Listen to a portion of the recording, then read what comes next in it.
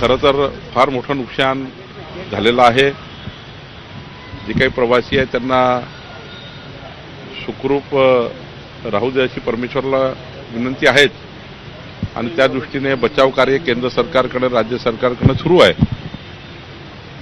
खरं तर आमचे भारतीय जनता पार्टीचे नेते रुपानीजी सुद्धा त्या विमानात होते अशी प्राथमिक माहिती आहे। पण अत्यंत दुर्घटना वाईट आहे।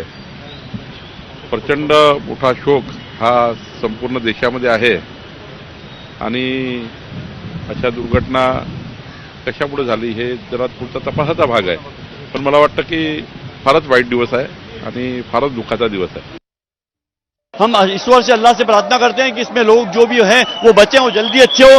गुजरात राज्य से मेरी विनती है, गुजरात राज्य की तमाम जो अधिकारी भी यहाँ मौजूद है, आरोग्य मिनिस्टर भी आ चुके हैं। हम लोग यही चाहते हैं कि इसको तात्कालिक, जिन लोगों को तात्कालिक सारवार मिलनी चाहिए उनको मिलनी चाहिए और खास करके लिस्ट जारी करना चाहिए कि लोग आज फिक्र कर रहे हैं कि हमारे परिवारजन इसके अंदर फ्लाइट के अंदर थे, उनकी क्या क्या हालत है, वो जानकारी के लिए लोग हमको भी पूछते हैं। तो मैं सरकार से विनंती करता हूं कि तात्कालिक जो लिस्ट, जो एयर इंडिया का फ्लाइट का लिस्ट था वो जाहिर करना चाहिए कि अंदर ये लोग इसके अंदर थे। गुजरात राज्य के पूर्व मुख्यमंत्री विजय भाई रूपाणी के पीएस मुझे अंदर मिले, मैं अंदर गया था जहां तात्कालिक सरवार चाल दी। वहां पर उन्होंने बताया कि सीएम पूर्व मुख्यमंत्री भी इस फ्लाइट के अंदर थे, उनका बोर्डिंग भी उनके पास, मुझे बताया कि उनका बोर्डिंग भी है।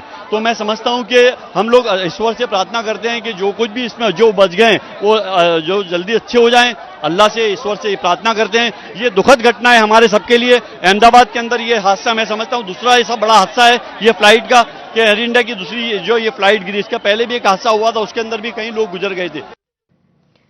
अपडेट जाणून घेऊयात। मृत्युंजय सिंग आपले प्रतिनिधी सध्या आपल्या सोबत आहेत। मृत्युंजय, या तासाचे विमान दुर्घटनेसंदर्भातले काय अपडेट्स आहेत? सध्या अपडेट असा आहे की एनडीआरएफची टीम आहे ती अहमदाबादला रवाना झालेली आहे आणि एकीकडे फ्लाईटमध्ये 240 पेक्षा जास्त पॅसेंजर आणि क्रू मेंबर्स होते आणि दुसरीकडे हा जो विमान आहे तो एक मेडिकल कॉलेजचा जो हॉस्टेल होता तो हॉस्टेलवर कोसळला आहे।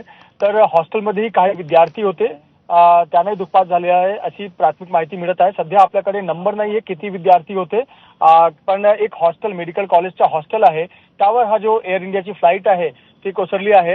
आणि जसं आपण आपल्याला आतापर्यंतची माहिती मिळालेली आहे की हे बोईंग ड्रीमलायनर विमान आहे। याची जी कॅपॅसिटी आहे हे 260 पॅसेंजर पर्यंत तिची कॅपॅसिटी असतात आणि जेव्हा या विमानाने 1:38 टेक ऑफ केला, याच्या 3 मिनिटाच्या अंतरात एक मेडे कॉल म्हणजे एक इमर्जन्सी कॉल पायलटने केला आणि नंतर हा जो आहे क्रॅश ची घटना समोर आली।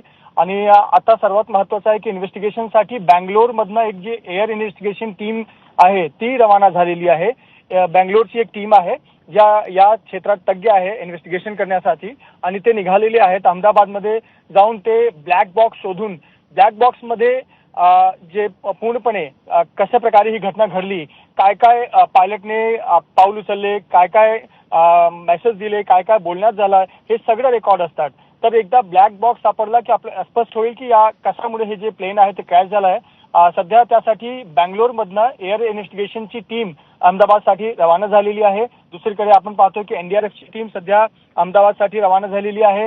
बाय रोड आणि बाय फ्लाईट या वेगवेगळे माध्यमातून जे एनडीआरएफची टीम आहे ते सध्या घटनास्थळावर पोहोचत आहे आणि हेल्पलाईन नंबर एअर इंडियाकडनं आणि अहमदाबाद विमानतळावर हेल्पलाईन नंबर जे आहे ते जारी करण्यात आलेला आहे आणि जे पॅसेंजर्स ते त्यांचे जे नातेवाईक आहेत त्यांच्यासाठी नंबर एक इश्यू करण्यात आलेला आहे।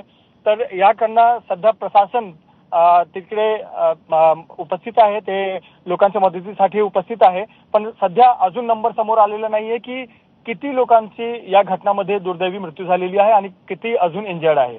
प्रज्ञा, बरोबर आहे। त्यामुळे खूप मोठ्या प्रमाणात जीवितहानी या विमान अपघातामध्ये झालेली असू शकते अशी माहिती मिळतेय।